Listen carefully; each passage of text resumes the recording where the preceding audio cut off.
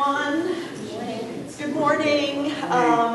Is everyone here to see and listen to Gary Hylander? Is everyone here who's supposed to be here? Are you here to listen to Gary Hylander speak about Lincoln and the election of 1860? No. Good. There was a little mix-up. And last couple weeks ago, when Gary came in for his first lecture, he erroneously saw the wrong poster. Right. And I changed the game up. I called an audible right at the line of scrimmage, right at 11 o'clock, and I changed it up. I saw the wrong poster. He started speaking about Lincoln instead of Hail to the Chief, the creation of the American presidency. So that's what we're going to hear today. Absolutely. Which is so appropriate. The closer we get to our November election, the more relevant this becomes. So in 1 second, I will turn the program over to Gary. Let me apologize for the coolness of the room. Our heat and air conditioning switch over twice a year, and our turnover to heat happens next Tuesday morning. So we've got nothing but neutral air today. The air conditioning isn't on, but it's the air is neither heated nor cooled. So we might be a little cool, but Gary's going to get us warmed up. I will fill this room with hot air. You know that. I am the source of global warming. It has nothing to do with carbon emissions. It's me. And our next lecture with Gary is October 30th. So put that in your date book. And what's our topic? I'm not going to tell you. All right, okay. You don't want to throw me off. All right. Okay. I think it's 1968. It could be 1968. Right, I'll check it out. But that's all right. I can go with the flow. I can make it up as I go along. I mean, that's what's beautiful about it. So, and by the way, speaking of elections in November, there were no presidential debates in 1788 or 1792.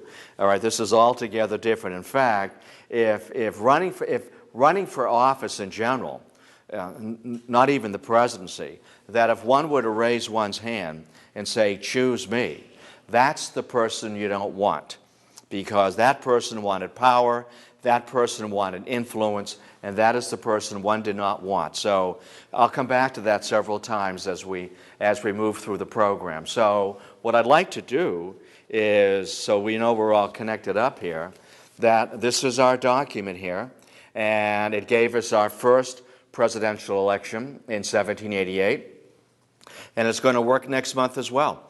And it's the oldest surviving, this is the oldest surviving constitution in the world. It's over 225 years old. It's the only constitution in the world that begins with the lovely phrase, the felicitous phrase, we the people. It's not we the monarchy, or we the church, or we the aristocracy. It's we the people. And it worked in 1788, and it's going to work in November of 2012 as well. And at 225 years of age, and I think we have to give the Constitution the benefit of the doubt, it's going to get a bit lumpy sometimes. It might need to stretch and have some growing pains, as we would have to stretch a bit getting out of bed at 225 years of age. Sometimes it limps a bit, but it still works, and I hope never that no one ever goes back to one line in here that allows us today to reassemble and to have a second constitutional convention. Can you imagine all the PAC money, all the interest groups, all the lobbyists, if we tried to sit down and redraft this thing? You would need to carry it around in a wheelbarrow or maybe in the trunk of your car. And this sits very nicely right inside my inside pocket, which is terrific. It is 8,000 words. I know that because I don't have a life. All right, I counted them last night for you.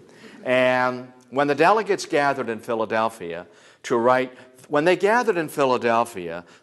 became the Constitution, they really pulled a fast one on the country. I mean, their job when they gathered at Philadelphia was not to write a Constitution and create the brand new office of the presidency. Their job was to, and I don't want to get into the details here, we'll never finish. Their job was to take the existing frame of government that came out of the Revolution. It was called the Articles of Confederation. And their job was to revise it, to improve it, to strengthen it, rather than to simply put it through the chipper, to put it through the shredder, and come up with a brand new document. But that's what they did. And in order to pull that off and to pull a fast one on the country, and I think the best way to take a look at the Constitution as it came out of Philadelphia in September of 1787 is to see it as the second half, the political half of the American Revolution. The military half was the war, and that ended at Yorktown and a peace treaty, the Treaty of Paris, in 1783. And then problems in the country became so obvious, and it appeared as if we had won the war, but we're losing the peace. The delegates going to Philadelphia and to rewrite, to improve the Articles. And it will be James Madison, all 5'1" of them, who will recommend that we close the doors, post a guard, close the windows, post a guard, and that we jettison the Articles and reconsider everything, and to have a single spokesman for the United States of America rather than 13 separate governors going off in 13 different directions. And in order to pull that fast one on the country, we need George Washington here. There is no one today that has the cachet, the credibility of George Washington. And at least in my mind, that he's very much in our wallets, but he's not in our hearts. It's so difficult for us to capture him. And I hope this morning that I'll be able to capture George Washington and make him perhaps in your heart, closer to your heart than he is in your wallet, because he is so hard to embrace. He's that Copley painting, he's the statue, and it's so difficult. These people are lost in time. It comes right out of Williamsburg, and it's hard to connect up. If it's hard for us to connect up, think how it is with students. As far as they're concerned, George Washington was the commanding general during the Peloponnesian War. That's where they are in all of this. So I really feel like I have an uphill battle sometimes in trying to humanize the guy. And if one goes to Mount Vernon, and the people at Mount Vernon, the folks of Mount Vernon, have completely revamped and rethought Mount Vernon. And you go there today, and they have made an effort, a successful effort, to humanize him and to make him a flesh and blood person, rather than an icon. And what they've done there, and I'm done with it, with going to Mount Vernon, is that they've captured Washington at three important phases in his life. And through forensic anthropology, to refashion him, to recreate him, to make him real almost. And they capture him at the age of 19, when he is a surveyor in the Shenandoah Valley, a strapping, handsome young man. They capture him once again at Valley Forge at the age of 45. And that's a story that's always worth retelling, because we get one line in the history books saying, oh yeah, Valley Forge, it snowed. Well, the story is bigger than that and deeper than that. And then they capture him finally at the age of 57, when he's inaugurated as President of the United States. So it's worth a trip, and I think it helps. It works for young girls and young boys as well, to get them interested in history. They being the delegates who gathered at Philadelphia, they needed Washington there. No one had his credibility. No one had his sense of gravitas. No one had the trust of the people in the way Washington did. And it's hard for us, as I said, to capture that. They knew it. They felt it. And if we're going to pull a fast one on the country, we need him here. George Washington chaired the most important committee in American history, and that was the Constitutional Convention. And he was the nation's first CEO.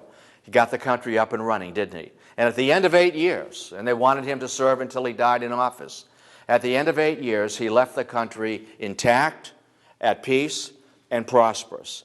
So we need to bring him into the story here. And when Washington surrendered control of the Continental Army to the Second Continental Congress in December of 1783, as far as he was concerned, I'm done. I'm retired. I'm going to Mount Vernon. I'm going to collect my social. I have my Medicare. I have promised Lady Washington that I am home for all time. And boy, did she ever have a honey-do list for him. He had been gone for 8 years. The grass needed cutting. There needed some fences had to be repaired, and it went on and on and on. And he promised Lady Washington, honey, I'm home. And he made it home on Christmas Eve day, and I'm here to stay. And like all guys, they make all sorts of promises and rarely deliver. All right? And I know that to be true, and I can say that from one guy to another guy. And of course, I can just overhear them talking about, I'm thinking of on Golden Pond, where we'll read poetry to each other, that we'll do breakfast in bed, we'll go for long walks, quality time, whatever that means. I mean, that's one of those generic terms that goes nowhere with me. And when the word came, and the word came from so many quarters, and it came by fax and telephone and email and so forth, that we need you at Philadelphia to refashion the Articles of Confederation. You have to be here. And he said, no, I'm done. I'm retired. I'm through. I've resigned. I've promised Lady Washington. And I'm too old. I'm exhausted. I'm 55 years old. I'm exhausted. I'm worn out. I've got arthritis in both shoulders. I can barely straighten my wig in the morning, pull up my knee breeches. That's Washington. That my mother is ailing. She's 79 years old. She's as old as dirt. And she'll be passing away shortly. My brother has died, and I promised him that I would raise his sons as my nephews. Remember, Washington was childless, wasn't he? And I really don't have the time. And yet they prevailed on him. And it was unrelenting. They knew how to get to Washington. Washington had a big gilt button the size of a Frisbee. And if I can borrow a line from West Point, and the words that were used to be able to tap into Washington's gilt: duty, honor, country. We will be honored by your presence. The country needs you once again, and it's another duty that you have to fulfill. George Washington always wanted to be a good citizen. If important work was to be done, he wanted to be part of it. He had, as we all do, he had an ego, and he wanted to be seen as a good person, and if good work was to be done, he wanted a hand in it. So I'll go, but I'm not going to say anything. And he told Lady Washington, I'll be back in a couple of weeks. He was gone all summer. I'll come down, but I'm not going to participate. I'm not going to say anything. I'll tell you what I'll do. I'll put the lights on. I'll make sure the coffee is hot and the Danish is fresh.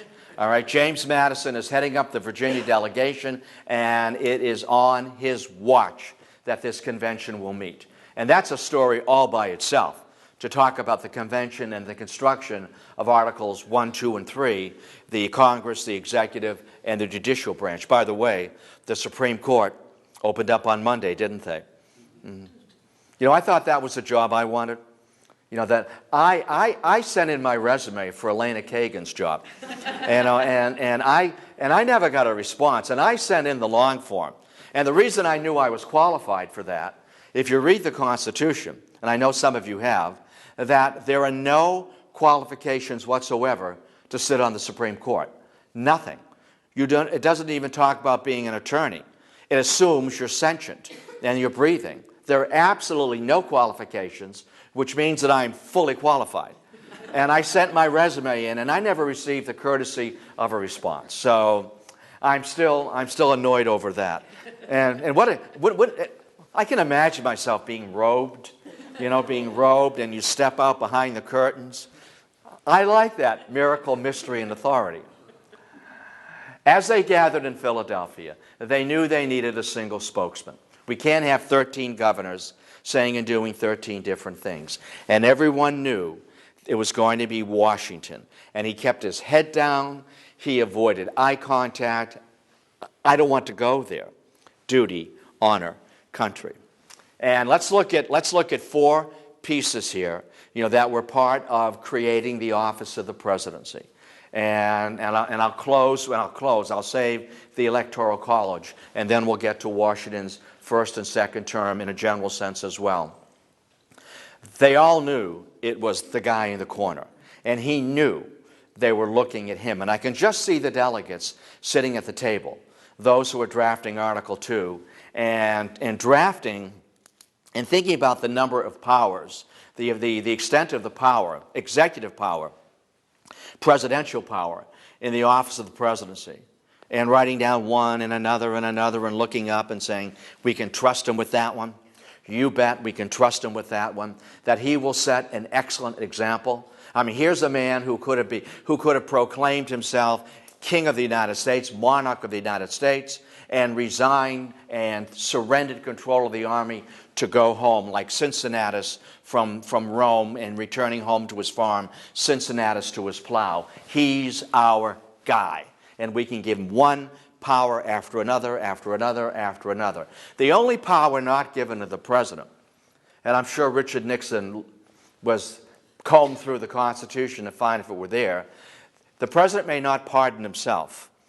And it's interesting, that is in the Constitution. He can pardon everybody else, but he may not pardon himself. And they also, if you look at Article 2 in the Constitution, the very last paragraph, the last 4 or 5 lines, was an insurance clause, because they knew they might make a mistake, not with Washington, but sometime up the road.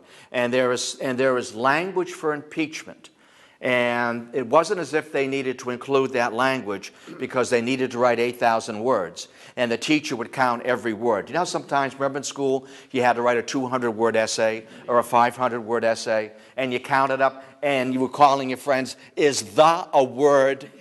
Is in a word? It's not as if they were looking to fill it up. It was important that we have an insurance policy to be able to reach in and remove a president before an election if we need to. High crimes and misdemeanors. That's another chat for another time, the whole process of impeachment. But these were reasonable, responsible men who knew both the charms and the danger of power. They feared absolute power. They feared themselves. They knew the cliche, absolute power corrupts absolutely. They knew that. And this is why the Constitution is filled with checks and balances and insurance policies, and that's why the impeachment language is there. So a large grant, a generous grant of power, an executive office, combining the monarchical responsibilities of head of the nation. I mean, for example, Barack Obama, right after the election, will spare a turkey. Now, that's not exactly news, but it is the ceremonial act of the presidency. To combine the ceremonial acts, if you will, and behaviors of a monarch with the executive powers, head of nation, head of party, head of state, and so forth. This is a brand new office, blending Republican virtues with monarchical qualities as well. George Washington, just like George III, never shook hands. Monarchs do not shake hands. They do today. But back then, you stood, or you could remain seated. One did not shake hands, and no one ever went up to George Washington and slapped him on the back. It was not hail fellow, well met. Those days were, that's the present. That's not the past. I mean, the fact that the guy who ran that pizza shop 2 weeks ago picks up Barack Obama and throws him over his shoulder like a sack of flour, that would never happen. In fact, it shouldn't have happened then. I'm surprised the Secret Service did drop that guy as soon as he made a move toward the president. I would have, if I was on that detail. A generous grant of power. We can trust him. I've got him seated right over there. That's why I'm going to my left. Second question is, what are the qualifications? Well, that was easy. 35 years of age, citizenship, and 14 years of residency. That was simple. A little more complicated was, what about the length? What about the term? What about the length of the presidential term? Hamilton shot his hand up, and Hamilton representing New York, and Hamilton, life with an absolute veto. He knew it was going to be George Washington, and he knew that he was Washington's right-hand man. Washington was the son he never had, and Hamilton knew he had Washington's number for life and absolute veto. Well, when the delegates picked themselves off the floor and got back in their seats, life. We just had a revolution over that. Absolutely not. You know, if you want to have a sense of Hamilton's sense of power, I mean, there's one time he paid a social call on Thomas Jefferson. It's hard to imagine, because these people are lost in translation. It's hard to imagine Hamilton paying a social call on Jefferson, going up to the front door, ding dong, ding dong, ding dong, being admitted into the great room, and looking at these portraits on the wall and saying, "Who are these people, Mr. Jefferson?" And Jefferson say, they're the greatest men in the world. There's John Locke, Sir Isaac Newton, Sir Francis Bacon. And Hamilton looking and kind of scowling and looking back at Mr. Jefferson and saying, "Mr. Jefferson, you're altogether wrong, sir. The greatest man in the world was Julius Caesar." And if you know that much about Alexander Hamilton, you know how he felt about power and absolute power. That's Hamilton. And we could talk about Hamilton. You know, whenever I speak to a Chamber of Commerce or the Rotary Club, they want Hamilton because of money and the bank and the stock exchange. They want Hamilton, and I give them Hamilton with the bark off, right down to the shootout with Aaron Burr. Alexander Hamilton had the highest SAT scores of the bunch, and he came from the farthest back in the pack. Remember, John Adams had no use for Alexander Hamilton because Hamilton was always right. Don't you loathe people like that? You know they're always right, and you try to beat them down and they're right. John Adams on Hamilton, the bastard brat of a Scottish peddler. That doesn't get in the history books. So, question, length of term. You thought I lost my way, didn't you? Hamilton, absolutely not a life term. I'm like a puppy. I wander, but I get back. I know where the water bowl is, and I know where the food is. So absolutely not. Benjamin Franklin, James Wilson of Pennsylvania, suggested, how about the people electing the president? When they got off the floor again and got back in their chairs, the people,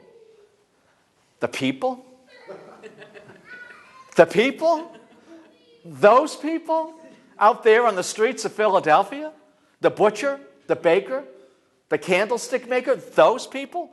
Oh, sir, please get hold of yourself. Those people, they'll vote for the person who promises them the most. We can't have that. The people?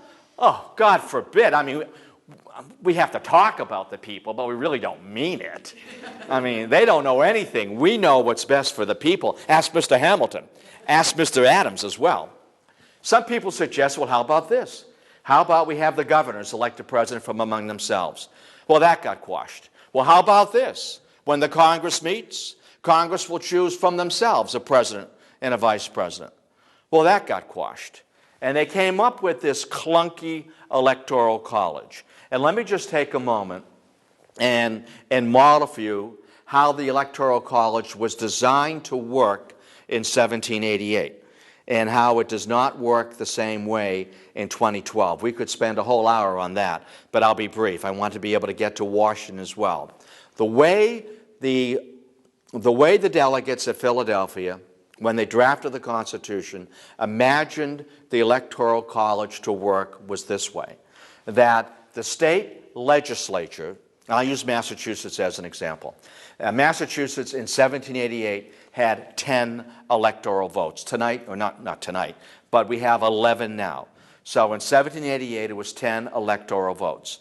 And that number was a combination of the number of senators from each state, which was constant at 2, and the number of House seats. So we had 8 House seats, 8 congressional districts, plus 2 senators is 10. Every state was laid out the same way. And back then, for every 30,000 citizens, you had 1 congressional district. Today, it works out to something like for every 720,000 citizens, there's 1 congressional district. California today has the largest electoral vote at 55. So we're looking at 10. Here's how it was designed to work. The Massachusetts legislature would choose 10. It would always be men. But always men. By the way, when I mentioned the constitutional qualifications, it would never have occurred to them to say male. A woman would never run for any office. It never would have occurred to them to say male. The only time a woman's name should appear in the newspapers in the 18th century, certainly, or for certain, and part of the 19th century, the only time was in an obituary. Other than that, unseen, off page. Running for office? Are you kidding? It would never happen. They overlooked it, didn't they? They overlooked many things in the Constitution, by the way, and that's why those amendments are there to play catch-up baseball. That's an interesting conversation as well. What was missed at Philadelphia? That's what I call it. What was missed at Philadelphia? And doing a little, like the Dutch boy, patching that dam up, or the dike up, rather. So, how do the electors work? The Massachusetts legislature would choose 10 men. Men whom they believed had good judgment, wisdom, probity. They're not describing me. Good judgment, wisdom, probity, well-educated, who knew the large problems facing the country and also the available political talent to serve as president. And you would not meet together. The Massachusetts electors did not meet together. We want no influence peddling, no lobbying. They did not meet together. Remember, there are no parties, no conventions, no tickets, no platforms, no campaign songs, Happy Days Are Here Again, no bumper stickers, no buttons, nothing. I'm an elector. And I meet with myself. It's always great to have a conversation with yourself. You always get the right answers. I meet with myself. And I'm in my den. I have a roaring fire. I can picture it here. I can hear it crackling. I have a roaring fire. I have a black lab, female, best dogs in the world. And I have a bottle of Madeira. Maybe I have 2 bottles of Madeira because I need to make 2 choices. And here's what I would do. Let's pretend with me. Let's play school. Let's play Electoral College. Let's play school. I always like, when I walk in sometimes to class, I'll say that. I'll say, let's play school. And they know I'm really going to go from bell to bell. Bang, bang, bang, bang, bang. Here we go. I have 2 electoral ballots. They're completely blank. I sit at my desk and I ponder, I think. I come up with 2 names. 2 names of 2 men, both of whom I believe to be equally qualified to be president. And I write their names down. The only consideration I need to make is that I have to remember, what the eligibility requirements. And I've also been advised, and this got overlooked from time to time, that I cannot put down the names of 2 men from the same state. I can't do that. But sometimes that got overlooked, and I would never put my name down. Never would you do it. Everybody would know. His name surfaced once. I'll bet he voted for himself, all right? So you would never, ever do that. That would be too much. So I'm sitting there, and I write 2 names down. Hear me well. Of 2 men whom I believe to be equally qualified to be president. They do not have to know each other. They do not have to, maybe they don't even like each other. Perhaps they have very different ideas about economic policy, agricultural policy, foreign relations. It doesn't matter. 2 men whom I believe equally qualified. I write their names down, fold it, seal it, and off it goes to the Congress to be counted out. And the person with the majority is the president. And the first runner-up is the vice president. But I don't write down president or vice president because, in my view, both of these men are equally qualified. In Massachusetts, every elector, bless you, every elector, is it getting cold in here? I'll heat it up. I'll talk faster. Every elector put the name George Washington down once, and in Massachusetts, every elector placed the name of John Adams down. But John Adams was not only, Washington was everyone's first choice, but there were 11 other choices, and John Adams was just one. John J. received some votes, Hancock and others. But by the way, when John Adams received only 34 votes, now he's the first runner-up. He knew that he was not going to top Washington. He knew that. But Abigail, only 34 out of 69, only 34. I was expecting high 40s, low 50s, but only 34. And John Hancock, that phony, received 4 votes from other people in other states. And you know how we dislike John Hancock. He's such a phony, Abigail, isn't he? And she said, yes, he is. She always referred to him as a tinkling cymbal, just making sounds, ding, ding, ding, ding, ding, ding, ding, wanting to be noticed. So George Washington, John Adams, and then 10 other names.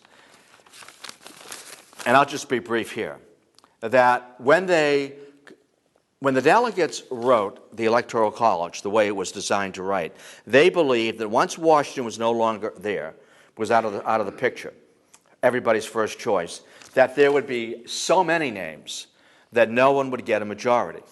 And then the top 5 names would go to the House, and they would pick from the top 5 the person to be president, and each state would get 1 vote. Imagine that commotion.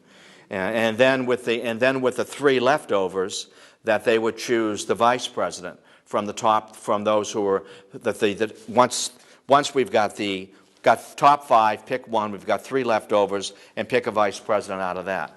So that's the way they believed it would work, that really the Congress would choose the president and the vice president, because so many names would be submitted once Washington has passed. And he died in December of 1789. And he died, by the way, when he left office, Washington delivered a farewell address. Not every president has followed that precedent.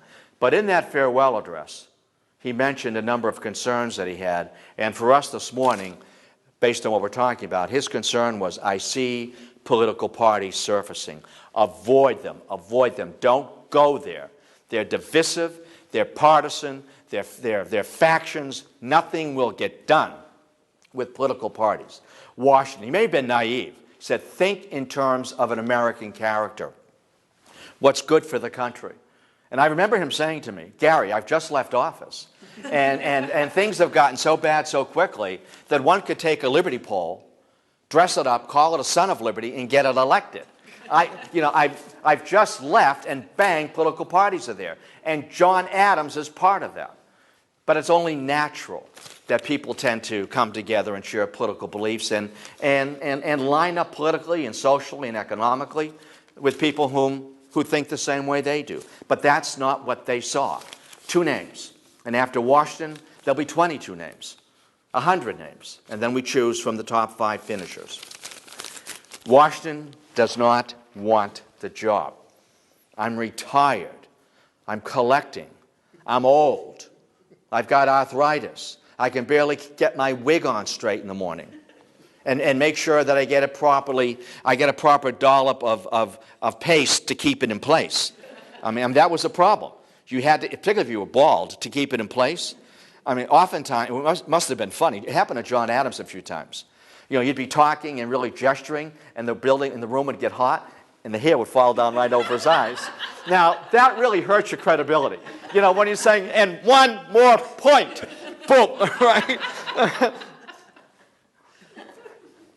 I'd like that to happen to me. I would like to be doing something at the Constitutional Convention and be up there and ranting and raving and carrying on and say, finally, bang, right down over your nose. It'd be great humor. John Adams believed, as vice president, he was completely wrong on this, that he would serve as Washington's prime minister, that Washington would be pretty much a figurehead, a ceremonial figure, and John Adams would be a prime minister and steer legislation through, like in the Roman Senate. And remember, in the only official powers of the vice president are to be president of the Senate, if you're able to turn the light on, and to count out electoral ballots, and also to be a tiebreaker in the event the Senate is at a tie, 40-40 or 50-50. But that's not how John Adams saw it, that I will create the role of vice president as a prime minister, and to truly model the Roman tradition. And did they make fun of him? and he stopped doing this. He carried a dagger. Like the Roman, they called them dirks, a dagger in the Roman Senate. Wouldn't it be great if the senators carried weapons when they, are you armed today, Senator? No, I've left it at home. Thank you, thank you. But I brought my dagger, all right, just in case there's trouble on the metro. Different days, different men, different times. Washington did not want the job, but he took it.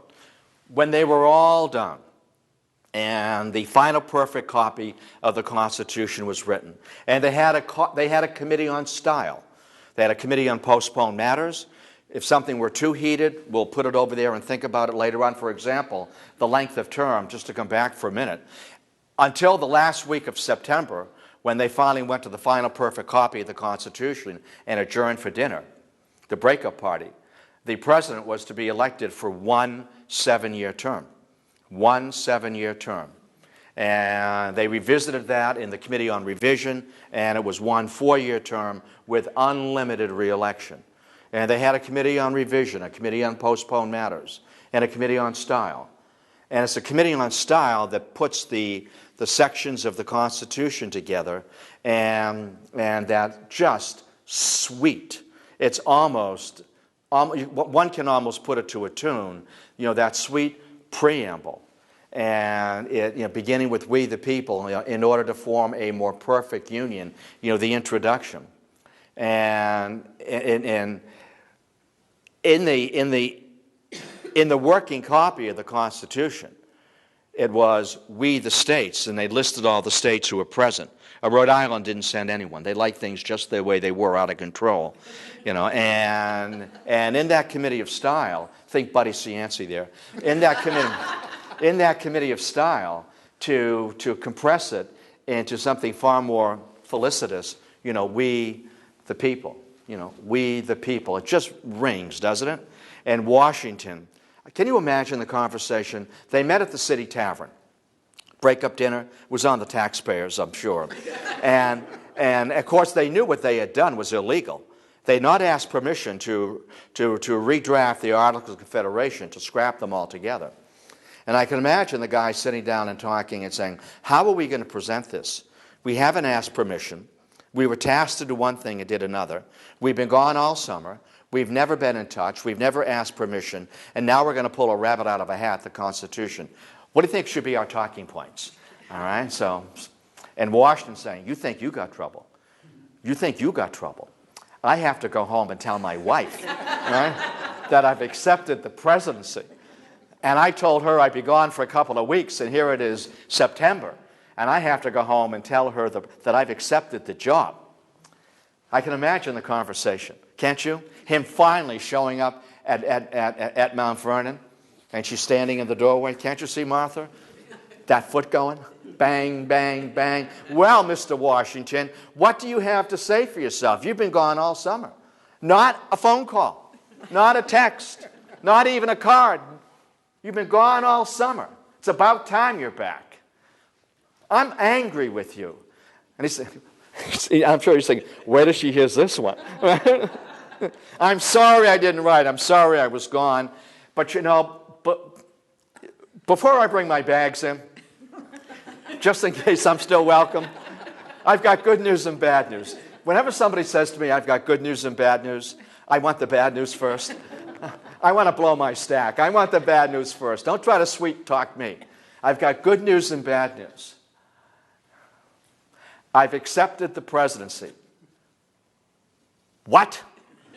You have done what? You've accepted the presidency? You're retired, on Golden Pond, breakfast in bed. You've done what? And I can see him saying, oh, let me give you a big hug. I love it when you get angry. You're so beautiful when you get angry.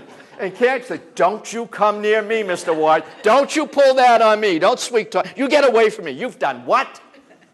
I've accepted the presidency. But the good news is, only for 2 years. I didn't tell anybody. I'm telling you because I love you, and don't you sweet talk me, mister. 2 years, and I'm going to retire. I'm going to resign. John Adams wants the job desperately. I'm going to turn it over to him, and you're going to love New York. I mean, New York was the first capital. To die for. You're going to love New York. The museums, the restaurants, the shopping, the theater. You're going to love New York. Can you imagine that conversation? I would like to rehearse that. I would. I would like to be part of that conversation and approach my beloved and make sure she's back. Don't you come near me, right? Don't you try to sweet talk me, all right? And how you love it when my eyes flash when I'm angry. Well, she didn't show up for the inaugural. Can you imagine if Michelle Obama did not show up for the inaugural? That would be a bigger story than Barack's inaugural. And Washington being rowed across the East River to the applause of 30,000 cheering New Yorkers. And the guy who was in charge of the music, he's looking through the playlist. I'm looking for a tune to play that is commensurate with this great event, and flipping through the playlist and saying, well, there it is. And Washington hearing is being rowed across the East River, God Save the King. I mean, what do you think? God Save the King? What are they doing here? Washington being inaugurated, and there is no requirement in the Constitution that the president offer an inaugural address. It is a precedent established by Washington that others have followed. He also, as I said, delivered a farewell address. Some presidents have done that, some have not. Sworn in, the job paid $25,000, which was pretty good money back then. I'm sure it was. That salary of $25,000 did not change until Grant's second term, 1872, and they doubled it to $50,000. I'd like to have my salary doubled, but I wouldn't want to have to wait all that time from 1788 to 1872. Grant's an interesting guy. Maybe sometime, I have a piece. Did I tell you this? I call it President Who. And guys you don't hear too much about as presidents, Grant, Rutherford B. Hayes, and folks like that. Grover Cleveland. By the way, his first name was Stephen, not Grover. That will win you money on Jeopardy. Bet everything. Just give me a shout out. It's Stephen Grover, all right? It isn't Grover Cleveland. Stephen Grover Cleveland. So Washington. And one can do an entire course, and I have, on something called the Federalist period, which is from the Constitutional Convention to, the Thomas Jefferson, a little bit beyond that. So I'm going to pick and choose here carefully. And to go back to my opening comment, that Washington was the nation's first CEO. And he had to do everything for the very first time. And I can almost picture him looking at this and saying, well, I know the job pays $25K, but what am I supposed to do? Well, I don't know. Here, you figure it out, right? That's why we hired you. You were at the Philadelphia Convention. So one of the first decisions he made, and again, this is not in the Constitution, but obviously it's so practical. I need help. I can't do this job all by myself. And from that came the cabinet. And at one time, the cabinet could sit in these 4 chairs, or they could gather around your grandmother's Formica table. Remember those tables? You're stuck to them? No matter what time of year, you're stuck to it, like it was jam on the table. They could fit in a phone booth. And at Treasury, we've got Hamilton. And at State, we've got Jefferson. And at War, we've got Henry Knox, my good friend from the Revolutionary days, the guy that dragged that cannon down and placed them over Dorchester Heights. And for Attorney General, my good friend and my Virginia neighbor, and that's Eddie. Nobody ever called him Eddie. Edward Randolph. So at one time, the entire cabinet could sit right here, and we could have a little sit down and figure out, fellas, where we're going to go. So I need help in this job. Let me use 2 examples to flesh the job out. Domestic, and then 2 from foreign policy. There was an enormous debate over how to interpret the Constitution. Should it be interpreted the way Jefferson recommended, literally? In other words, we can only, original intent, to use today's term, literally, we can only do what the Constitution says we can do. Or, and this is Hamilton, to take a broad view of the Constitution, a flexible interpretation of the Constitution. And which direction should we send the country? For Hamilton, he said industrial, urban, get back on good terms with Great Britain. They had the first global economy, certainly an Atlantic economy. And as Hamilton always said, always practical, that a nation has permanent interests, not permanent allies. And if we have to throw the French under the bus, even though they helped us enormously during the Revolution, if we have to do that to get back on good terms with Great Britain and rejoin that global economy, that's the way we have to go. Because we need to bark with the big dogs to be an urban, industrial nation, trading internationally. That's where the money is. Jefferson had an altogether different view. A nation that's rural. A nation that celebrates the yeoman farmer. A nation that keeps factories and, if you will, steel mills away from the United States. As Jefferson always said, Jefferson was so skillful. He could find justification for anything, anywhere. And as Jefferson would say, do you think it's an accident that the Lord placed Adam and Eve in the Garden of Eden and not in a steel mill? That the Lord, think of that, right? Think of that. The Garden of Eden is a steel mill. It's Pittsburgh, Pennsylvania. Now there's the thought that it's the bucolic pastoral life of farming and keep industry in Europe. And with regard to the Constitution, a literal interpretation. If you begin to play fast and loose with the Constitution, those who oppose the Constitution, who saw it as being too dangerous, too powerful, a threat to states' rights, to individual liberties, they will be proven right, and this whole experiment will collapse. We need to go with the letter of the law. And Hamilton, absolutely not. This Constitution has to grow and it has to expand as the country does. And the issue that brought those two men nose to nose, if you will be whether we should have a Bank of the United States, a national bank. And Jefferson said, absolutely not. Concentration of wealth, it's poison. It's toxic. Are you talking about Wall Street? Toxic, poisonous. State banks. The government can do its business through state banks.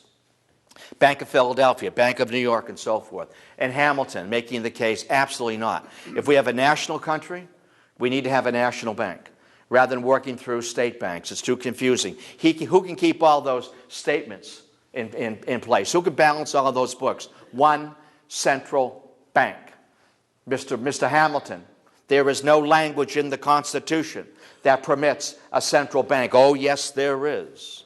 And I found it. Yes, there is. And Your Excellency, he always referred to Washington as Your Excellency. I like that. I'd like that title. I don't have that title. I have other titles. I think they're epithets, but Your Excellency, Mr. President, you were at Philadelphia. You know the thinking, both that went into the writing of that Constitution, words that were said and words that were not said, understandings that we had, agreements that we had privately. One of these, we'll say one thing, but we really mean something else, and you know what I'm talking about, don't you, Mr. President? And we all knew that we had to draft this Constitution in ways that it could be interpreted liberally. Nobody ever used that word. In an expansion, in a way that expands the powers of the federal government. And you were there, sir. And you remember those understandings, those past practices, if you will, that we just talked about. Mr. Jefferson, with all due respect, sir, you weren't there, were you? No, where were you? I know where you were. I feel like Clint Eastwood talking to the empty chair. Was that foolish or what? Was that the dumbest thing you've ever seen? I said, they've just lost the election. Clint Eastwood talking to an empty chair? I mean, this isn't theater in the round, waiting for Godot. He looked like, well, whatever. I don't want to go there. I would have yanked him. I'd cut him right there. Commercial break. Drag that guy off the stage. Bring in somebody, anybody but him. I would have done some stand-up, just for 5 minutes to keep it going. Well, that Jefferson was in Paris. He was representing the country under the Articles. He wasn't even there. He does not even begin to know the understandings that we had. The words that were spoken but not spoken. Their eyes met across the room. It's like when you're with someone and you know them really well, you just have to look at them, right? And you can speak an entire paragraph. It's time to go. You've had enough to drink. Right? Don't tell that joke again. Right? You don't even have to say it. It's the I say it for you. And whole paragraphs are written. He wasn't even there. And Hamilton, in a tremendous burst of just creativity, and he was, going to the last sentence, the last phrase in all the powers granted to the Congress under Article 1. And they were to tax, to be able to coin money, for example, to raise an army and a navy. And the last phrase, this is an act of anticipation to grow the Constitution, that Congress may do, and this is the quote, all that is necessary and proper, it's called the Necessary and Proper Clause, all that is necessary and proper to carry out the above expressed powers. It is implied, Hamilton, implied powers. One way to teach that is when somebody asks to leave the room and you say yes. Say, wait a minute, but you didn't ask me if you could open the door. But it's, well, you didn't ask that. It's implied, but you didn't ask me. It's implied under the Necessary and Proper Clause that we need a national bank to raise revenue, to punish counterfeiters, to have a national coin of the realm, to pay for an army and a navy. It's implied under the Necessary and Proper Clause. And Jefferson knew he was beat. That guy out-hustled me. He out-foxed me. And Washington said, I agree. So we have a flexible interpretation of the Constitution. We still struggle with that today with the Supreme Court, don't we? It's called original intent. Ask Alito, Scalia, Clarence Thomas. Original intent. Elena Kagan has my job. I haven't gotten over it. You see that? I want to be on that bench. I want to be one of those nine old men and women. I want to be on that bench. Second, to a great example, it's called the Whiskey Rebellion, to assert the power of the federal government.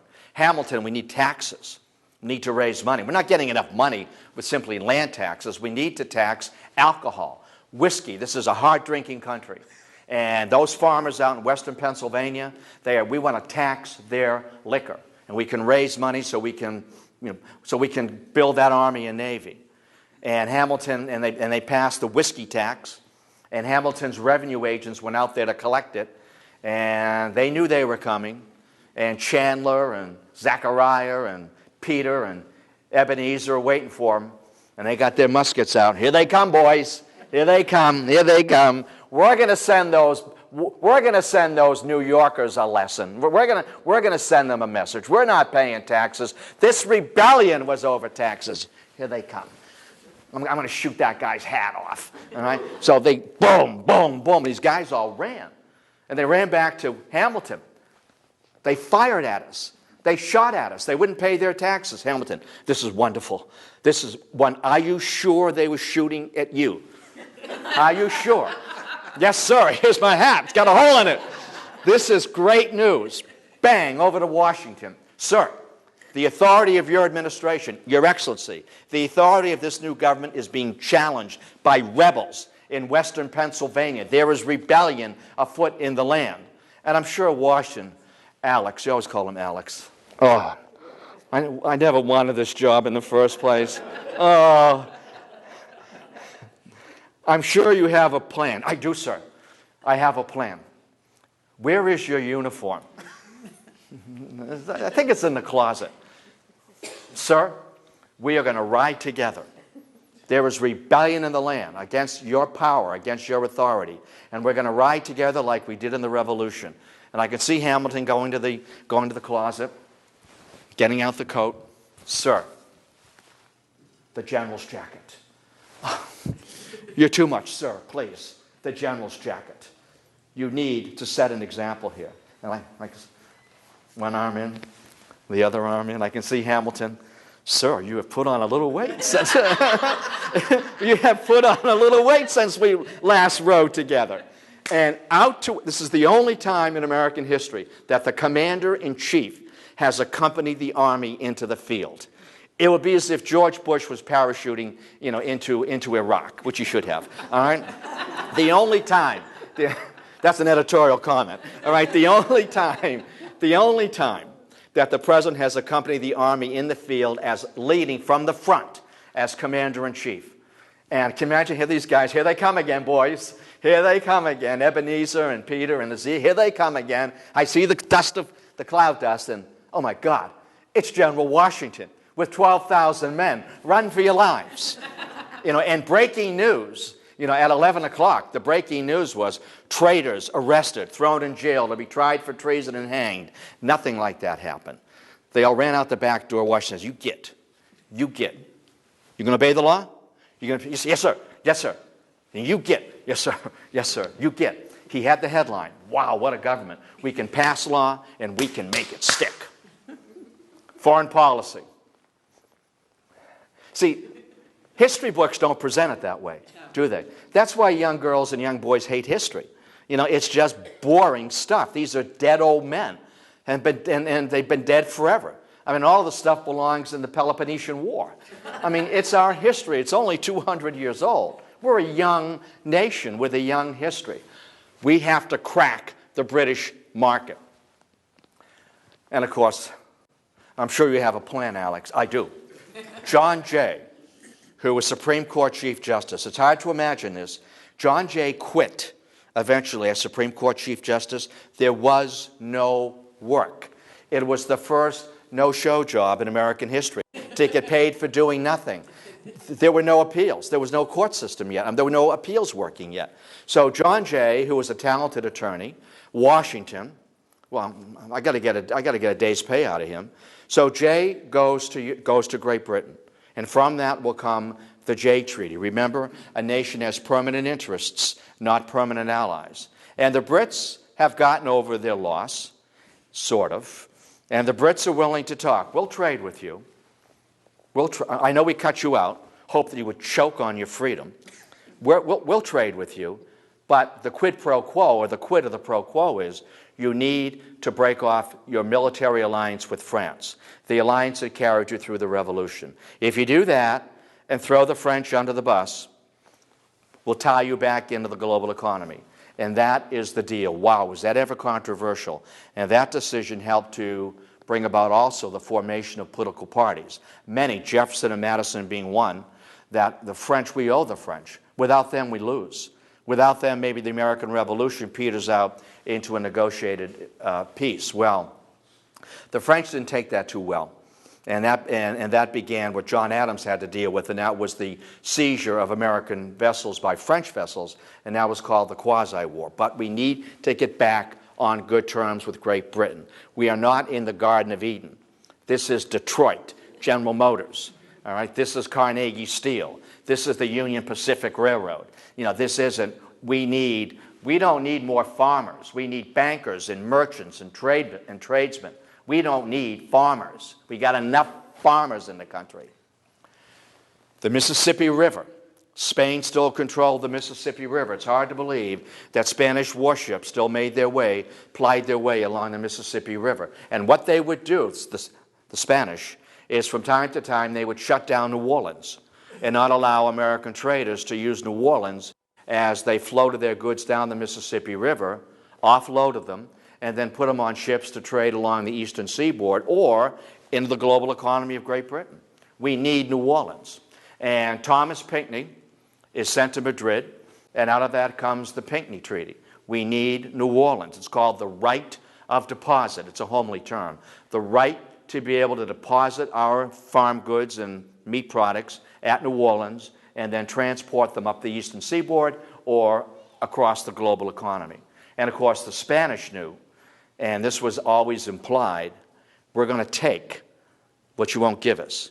And there's another principle there. Concede gracefully what you cannot defend. That's how marriages work. Concede gracefully what you cannot defend. So Madrid cut the deal with the Pinckney Treaty. And Washington, at the end of 4 years, at the end of 8 years, I want to go home. I can't remember anything. I've lost my vision. I can't hear. I want to go home. And he went home, and he died, didn't he? He died in December of 1799. Even in death, the country wouldn't leave him alone. The Congress wanted to claim his body to bury it in D.C. so there would be a national shrine. He's buried at Mount Vernon with Lady Washington. I'm sure the bell rang, ding-dong. No, you've had him since 1775. He's finally home. He's buried over there. Leave him alone. Can't we disinter him and bring... No. So that's where they're both buried today. You know, when Washington died, and this was so common, you read some of the early wills in the colonial period and shortly after that, and this was in Washington's will, do not bury me for 3 days. Make sure I'm dead. Make sure I'm dead. I mean, people sometimes dropped into a coma or they were too heavily medicated. Make sure I'm dead. And some folks made sure that when you bury me with a bell. So if I wake up entombed, I can ring the bell and you know that I'm alive. Can you imagine having to put that in your will? Give me 3 days. Make sure I'm really dead. And put a bell in my casket so I can call you to dig me up, fella. Or my wife, whoever threw in that last spade full of dirt. So there we have Washington. We have the creation of the most powerful position today in the world, a combination of monarchical and executive authority. And it's the... And we remember Washington. We celebrate his birthday, don't we? Every year his farewell address is read into the record. Not that it's cast in stone, but it's a nice testament to the memory of Washington. And remember that final phrase, to the memory of the man. First in war, first in peace, first in the hearts of his countrymen. That was from his Virginia neighbor. First in war, first in peace, first in the hearts of his countrymen. So that's a nice close for me to put him back in our hearts and to take him out of your wallet. All right? So what can I help you with? A question? Maybe a little piece I can expand upon? Yes, sir. Could you talk a little bit about his education, Washington's education? Washington had a rudimentary education. He was taught if you will, the rules of civility and table manners and to be gracious and so forth. He did not have the education of a Madison or a Hamilton or a John Adams. I mean, George Washington was not a gifted speaker. He was not a speaker at all. He was not a gifted writer, but he had gravitas. He had a sense of importance. He wasn't from Johns Hopkins or King's College, none of that. Very basic education of a Virginia planter. He could cipher. He kept his books perfectly, absolutely perfectly. He knew when he was making money and losing money. Before I forget, it just occurred to me. In the year, this is a great touch, in the year of the bicentennial, which was 1976, in the year of the bicentennial, Congress promoted Washington to a 6-star general, so that he would forever outrank every American general. The most you get is 5. So somewhere in that Valhalla, wherever deceased generals roam, and that this gives me pleasure, Douglas MacArthur has to salute George Washington. All right? And that must grate on Douglas MacArthur. Something else, please? The Electoral College today, when do they do their thing in December? They do it, they cast their ballots in December, and today it's automatic. That the electors are chosen by the parties. And they choose people that are lifelong Democrats or lifelong Republicans. It is an honor for you to be chosen as an elector. And it's a winner take all. So if Barack Obama carries Massachusetts by 51%, and he will, that he will receive all the electoral ballots from Massachusetts, all 11. If Mitt Romney carries Texas, and he will, that he will carry all the electoral votes of Texas with 51% of the vote. And it's automatic. I know there is the faithless elector from time to time, but today the electors are well-established Democrats or Republicans. It's an honor to be chosen as an elector, and all you do is you automatically take your electoral ballot, the ticket is there, and you sign off on it, and you cast it. It's automatic. And every once in a while you hear about the faithless elector. That person is not invited back. So the 11 electors for the Democrat Party will cast their ballots, and they'll be given, I don't know, a lunch at Taco Bell or something. And thank you very much, and see you in 4 years. That's how it works today. And And the magic number today is 270, isn't it? Before I forget, the only two states and they do this by virtue of the 10th Amendment, and one man, one vote, one person, one vote, they do it by, it's called the Congressional District Plan. Let me give you an example. Nebraska in 2008 and in 2012 has 5 electoral votes.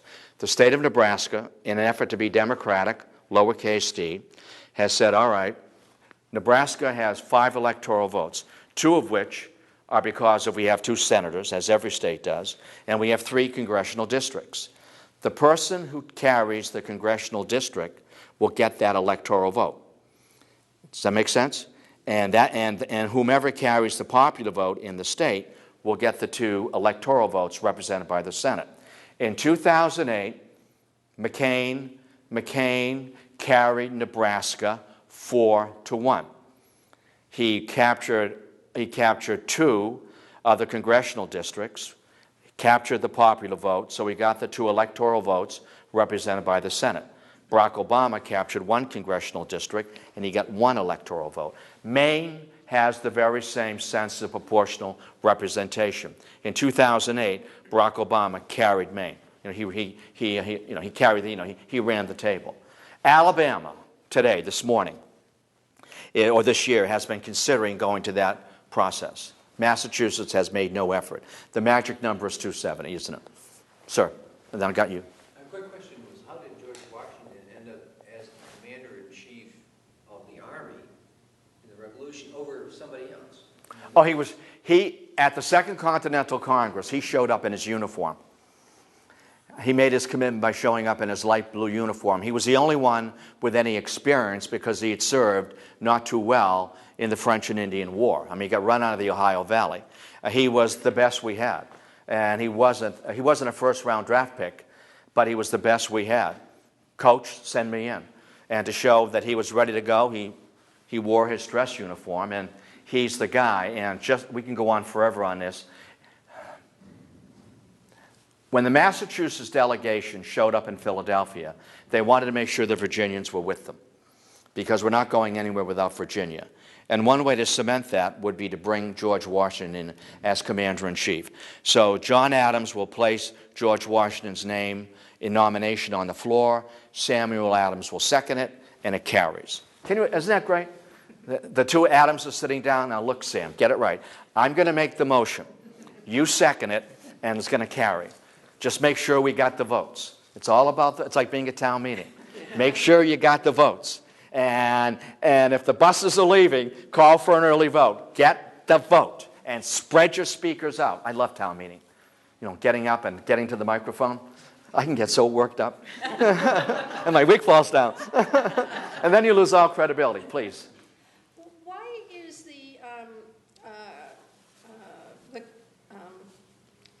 I just lost the term. It happens to me all the time. The electoral. It happens when I get pulled over by the state police. It's called a brain freeze.